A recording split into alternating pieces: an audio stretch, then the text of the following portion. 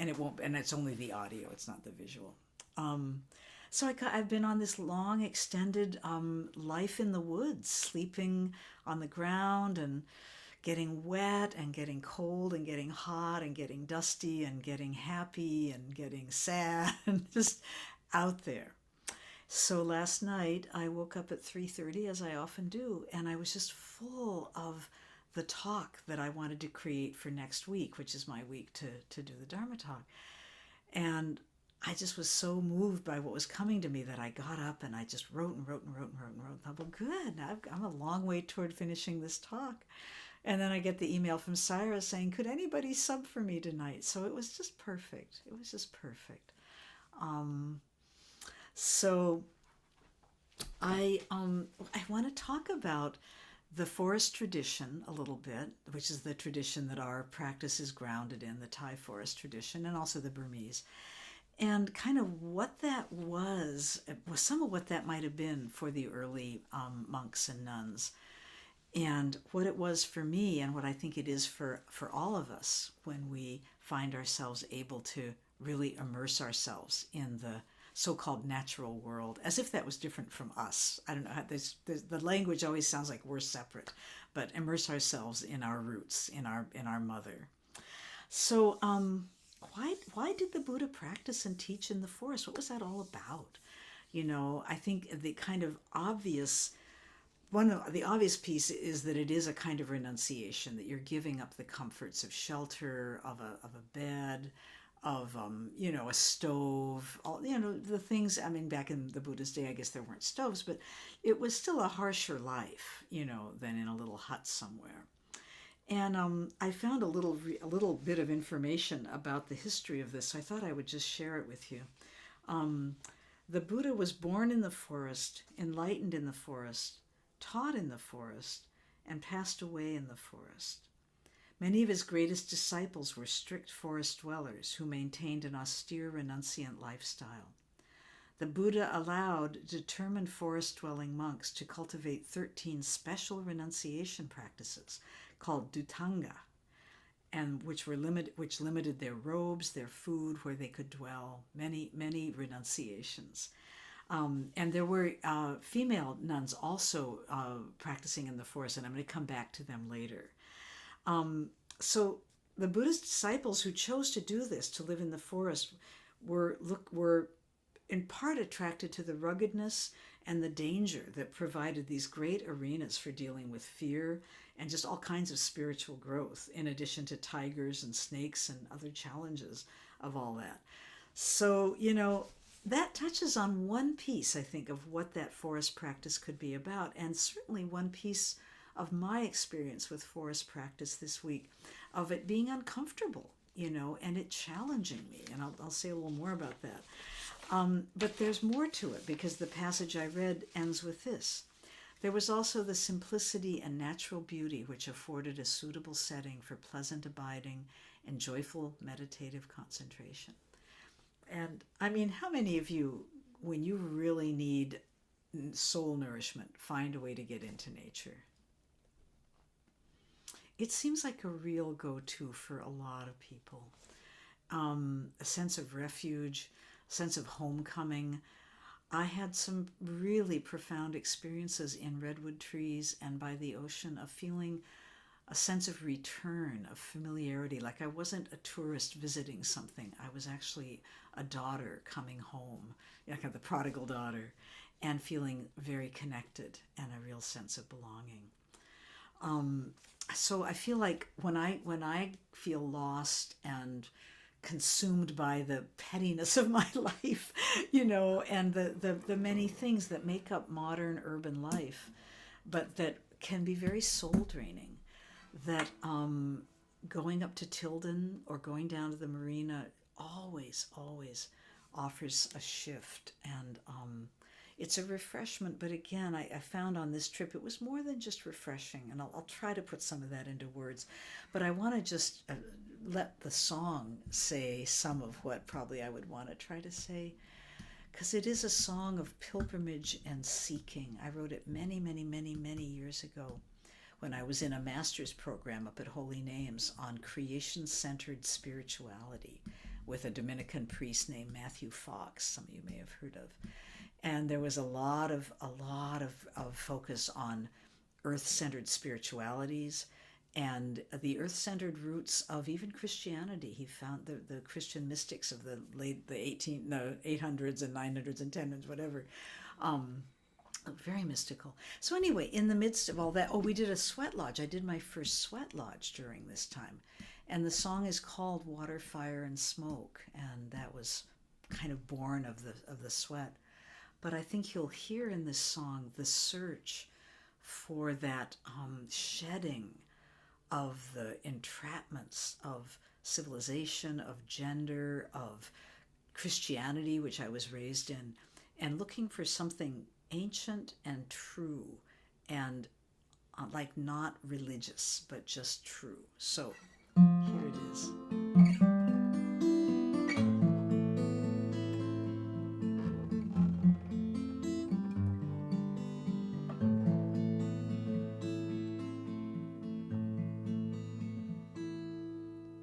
It's been a long journey to come to this place. I've traveled in time, I've traveled in space, traveled in circles and come face to face with water, fire, and smoke.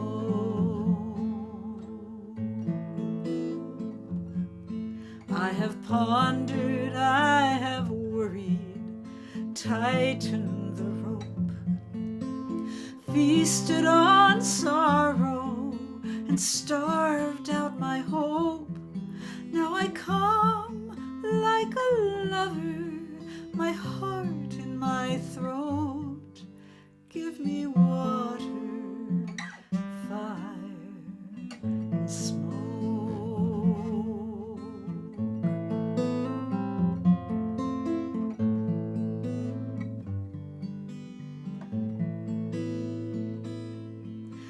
It's water for cleansing my eyes and my ears, fire the transformer of sorrows and fears, smoke for the ancestors, drawing them near with water, fire, and smoke.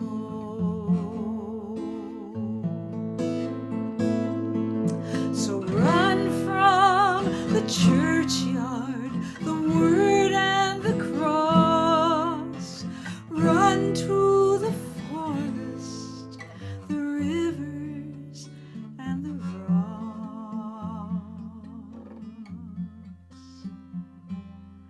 You will find the green altar deep in the moss. You'll find water, fire, and smoke.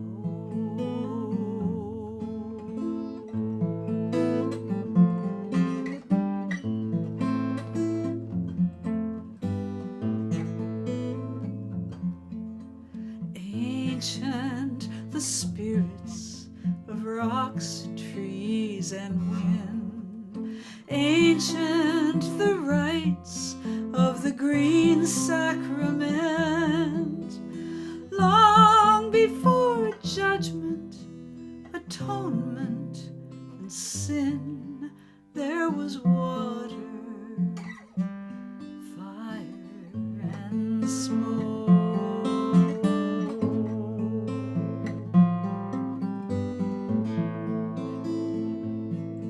Now I lay down my burden, the weight of my years, gods I have worshipped and causes held dear, and who will I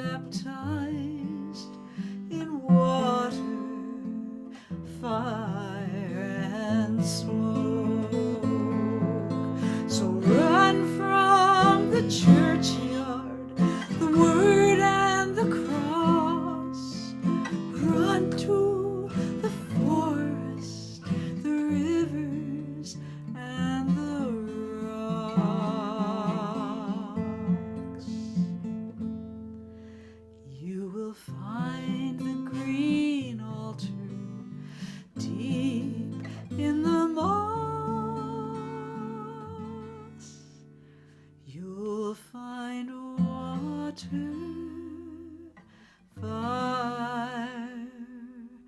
and smoke. Oh, and you can chant this with me. Water, fire, and smoke. Water, fire, and smoke.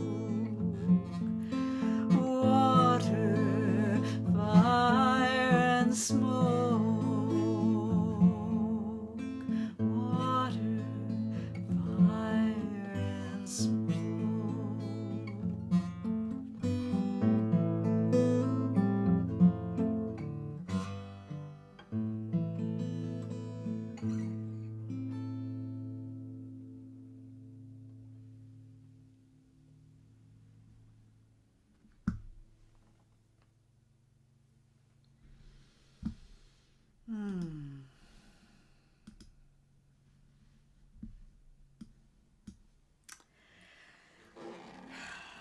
So, I want to talk about the two gifts that I think can come from this experience of stripping away the usual, the comfortable, the familiar, and braving the raw, the raw and the unfamiliar and the not easy. First of all, I want to say that I grew up camping, so this is in my DNA. My parents were amazing. They would take us 5 kids out to some place in Oregon where we lived on a lake, and there weren't a lot of campgrounds organized back then, not like there are now. And this lake didn't have an organized campground. It just had these clearings. And we would just find a clearing where we liked the access to the water and we liked the trees. And then my dad would dig one pit for the toilet, one pit for the garbage, and one pit for the fire.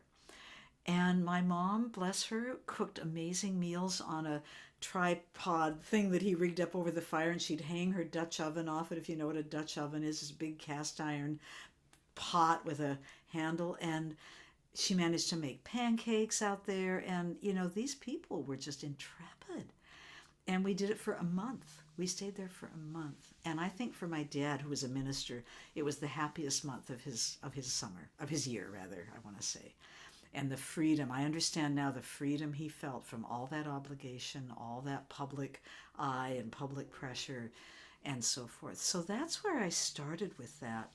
And so I'm very drawn to it, and I'm very comfortable with it. And I'm lucky that I have some of the skills that make it not excruciatingly difficult.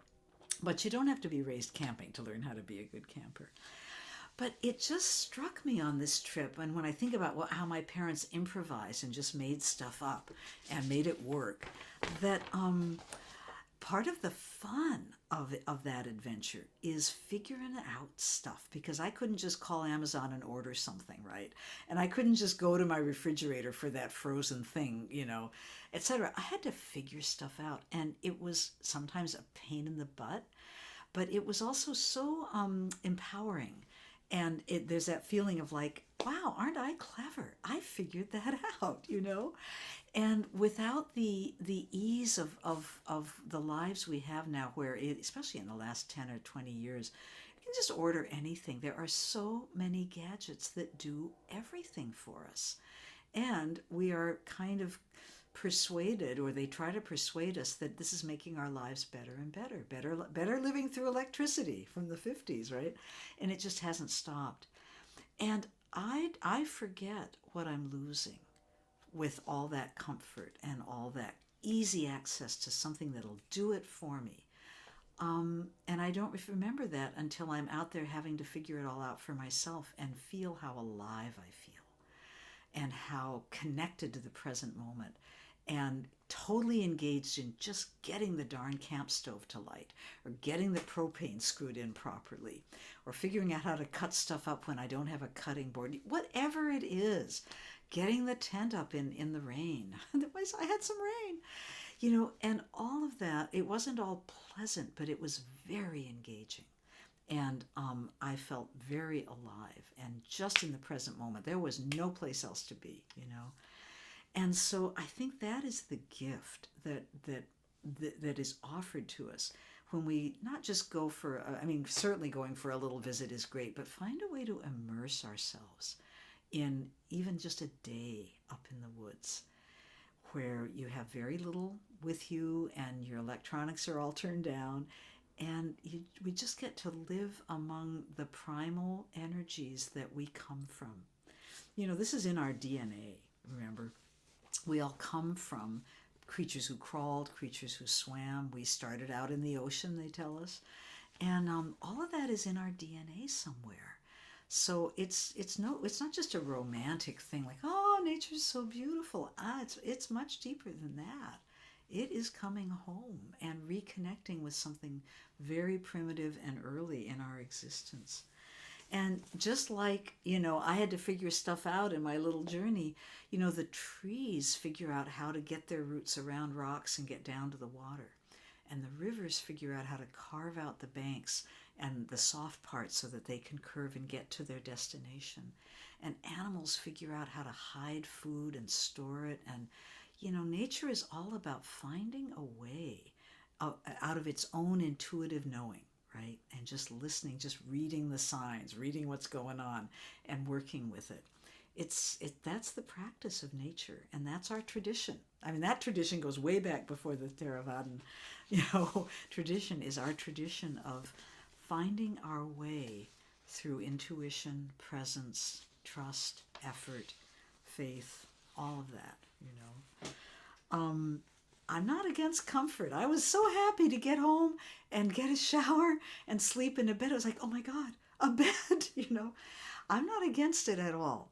But I don't want to be addicted to it. And it was neat when I was out there to feel like I don't think I ever thought, oh God, I wish I was home. I sometimes thought, ugh, I hate this right now. But, I feel like the difference between enjoying the gifts of privilege, which many of us have, and I had the privilege, by the way, I want to say it is a privilege for me to choose to live as if I had no comforts. There are plenty of people in tents down on the marina or on Ashby who are not necessarily there by choice. So this is the great privilege of choosing voluntary, whatever you want to call it, ruggedness for the sake of restoring something so essential to my being. I came home so much happier, and not just the happy of, I was refreshed, but it was more than that. I had refound that resilient, capable, can-do, I'm a wild woman. I am a wild woman, and so are you, right? We all have this in us. But between gender oppression and civilization, it's hard to keep in touch with that wildness. It really is. And I guess I shouldn't generalize and say everybody wants this, everybody needs this, but I do feel quite passionate about the relief, the unexpected relief we can find from, it's sort of like when you go on a retreat, and it's really hard the first couple of days and you miss this and you miss that. Maybe you don't, I do. And then I sort of settle in and it becomes like, oh, this is what I've always been wanting. This is what I keep looking to. Every time I open my phone, this is what I'm looking for. Every time I flip on a screen, this is what I'm looking for. I'm looking for something inside that fills me and eases me. And so that was the gift. I know before I left on this trip, I was feeling a bit depressed and cooped up and dead and dull. And I hate that feeling. And I just knew just enough to know that what works for me is to get out of Dodge and ideally get out into an adventure, a natural adventure. And I just love, we need to listen to those voices that say, honey, you may have a lot of work to do today, but you know what you really need? You need some redwoods, you need some water, you need some fire, you need some smoke, right? And listen to that. It is a deep, deep voice. It's a deep calling. And the early women, I'll get to them in just a minute. The early Buddhist women definitely heard that. So I feel like I've had a dialysis of my spirit. That it is a cleansing, and that it's lingering. I don't know how long it'll last. We know how retreats, it slowly kind of dissipates, but something very true has reawakened, and I'm trying to cultivate. That's the work now, is to cultivate it. When at 4:30 this morning, I almost got in the car to go up to Inspiration Point to watch the sunrise. That just to feel that wildness of like, you can do that. You're a grown up. You can do what you want. And then I thought about what it actually feels like to get in a car and start driving. And I thought, no, I don't want that. I don't want to be in the car. I'd like to be at Inspiration Point. I don't want to be in the car. So, some of you know that every year a bunch of wild women have a Buddhist retreat outdoors, and we used to do it at Mount Tam, and now we do it at Tilden. And it was the first time I practiced outdoors when I did it at Tam a bunch of years ago. And it's so thrilling to be women in the wilderness, making it up on our own, setting up cook stoves, setting up meals for 30, 40, 20 people, and together creating a Sangha. There's no teacher, and we do it ourselves. And it's that same feeling of empowerment and resilience and can do that it is just so needed. It's a wonderful retreat. And there's this sense of freedom from what I would call colonization. It's a kind of decolonizing of my spirit as a human being and as a woman. And there's nothing quite like getting away from the constraints and the comforts, the whole package of this civilization. And just doing it. Sisters are doing it for themselves. I forget who sang that. Was that Aretha? I can't remember who it was, but anyway, yeah. So there's a wonderful book you may know, The First Women Buddhists. I think it's called The First Buddhist Women. And there's really lovely poems from some of the very, very early nuns.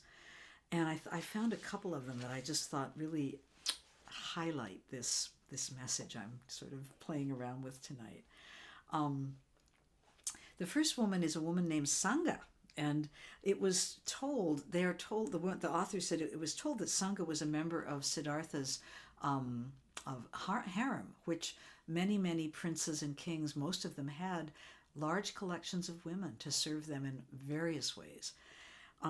So Siddhartha, before he left the pleasure palace, did have a harem as well as a wife and a child. But in her poem, she talks about her leaving behind her cattle, so the authors of the book speculate that she was probably a farmer's wife. But this just captures the renunciation, the letting go, the giving up of things, and then what she finds. I gave up my house and set out into homelessness. I gave up my child, my cattle, and all that I loved.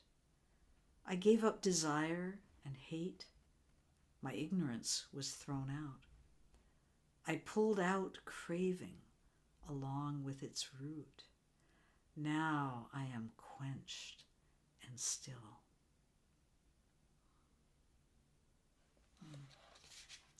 Eve Decker, by the way, has a wonderful song about renunciation on her recording of the Paramis, and I think it's called Renunciation. And the first line is something like what looks like, it's not deprivation, but I can't think of the right word, but what looks like deprivation is really rich and full and filling. And I think the word renunciation always kind of put me off because it just sounds like a hair shirt. It sounds like those old Christian, people who put on hair shirts and slept on nails to kind of tame the body and tame the senses, and that the only way to be spiritual is to get out of your body and just mortify the flesh. That's the phrase they used to use. And it's such an incredible experience and I'm sure you've all done this, let go of something, do without something, I don't know what it is, not turn your phone on for a day, and feel how rich it is, how much comes back, how much less deprivation it is than we think. Then there was another woman whose name was, where is she? Oh, Dantika. And Dantika was part of the very first women's Sangha, the very first order of nuns. It was started by Pajapati. She was a student of the Buddha, a disciple of the Buddha, and she became the first ordained woman. And she started a women's order, and there were 500 women in that first order way back then. And Dantika went into the woods, as many of them did, went into the forest to practice, but apparently they couldn't live there because they were raped. They got raped. Men heard that women were living alone in the forest. So that was the end of that. So the order would not allow them to be in the forest alone, but they could go in pairs or in groups. So Dantika wrote this about her experience. Oh, and it touches on, this is so touching to me because I'm very, myself, just in my own journey, very sensitive to the feeling of being what I would call tamed or colonized or so whatever that is that happens to women and other oppressed people. So she touches on this through the story of the elephant.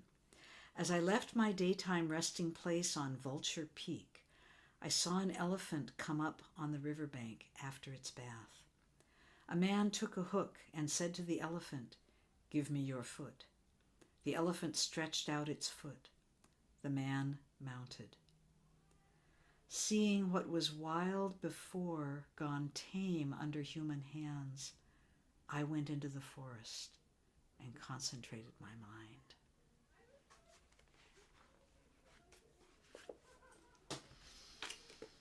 So I think I'm going to do one more song, and then we'll have a little time to hear from you about your relationship to the mother and the roots and whatever this has brought up for you.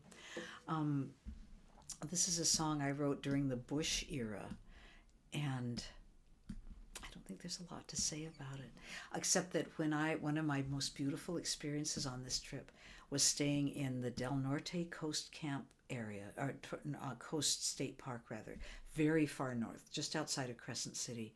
And I hate to say, but a lot of the campgrounds I stayed in, they were mostly state campgrounds, were, to me, they felt like parking lots with trees in between, and it was so many RVs, and the campsites were not very beautiful, and it was kind of heartbreaking given what my childhood had been like. But this campground was incredible. And there were very ancient redwoods. I have a slideshow that I'll send you all or something. So there I was, and these trees spoke. They spoke, and my cells opened to their language. And I just started singing this song. This is an old song, but it came back to me, and I just sang this song to them. It's like this was our conversation. They fed me, and I sang them this song. Let me move this up a little bit, sorry.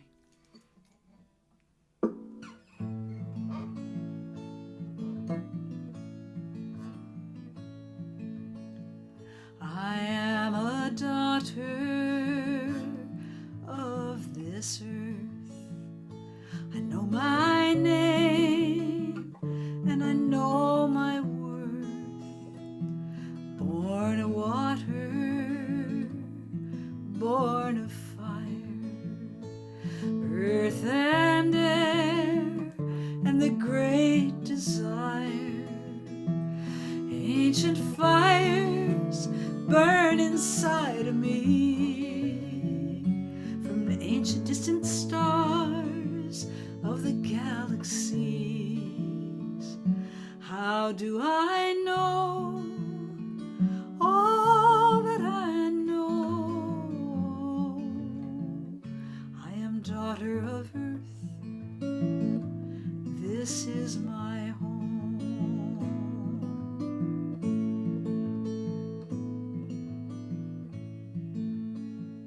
My roots drink deep of the water's song. Trees sing praises in my mother tongue. The wind and I have a lover's pact. I lift my wings and she's at my back. And though there's flames that sear the soul, wisdom remains like a burning coal. How do I know all that I know?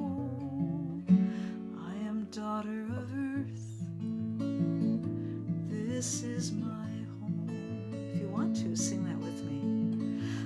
How do I know all that I know? I am daughter of earth. This is my home.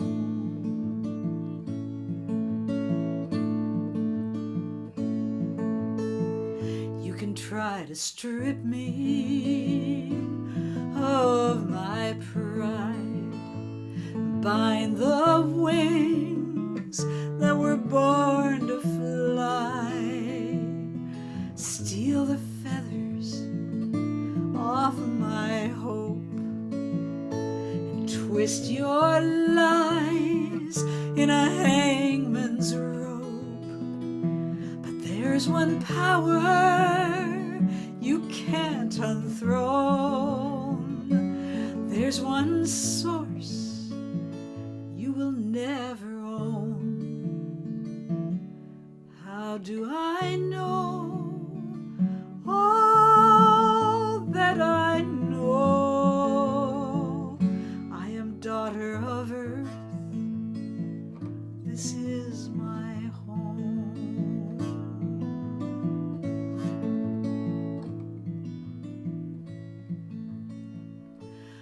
I am a daughter of these times, here by chance or by design.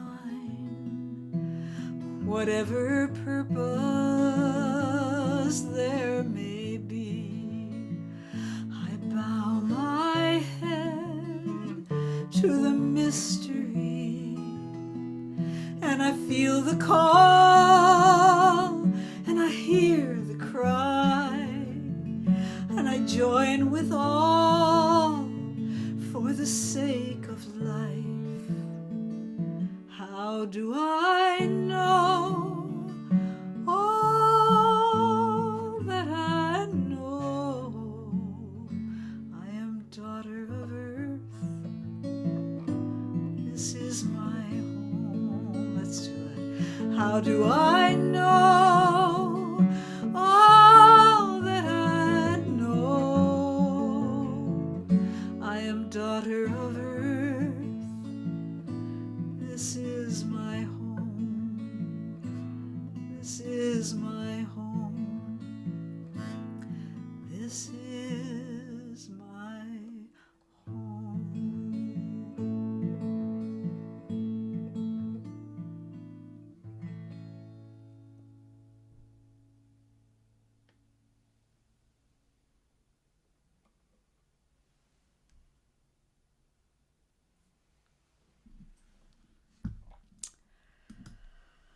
So thank you so much for your kind attention and presence. I really felt your presence very much tonight.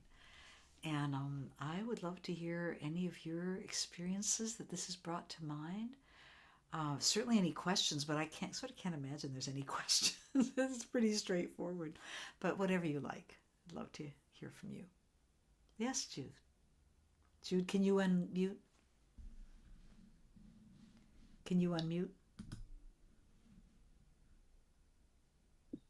There you go. Yes. I actually don't want to talk right now. I want to hear other people, but I thought you were going to turn the recording off when we shared. Thank you so much.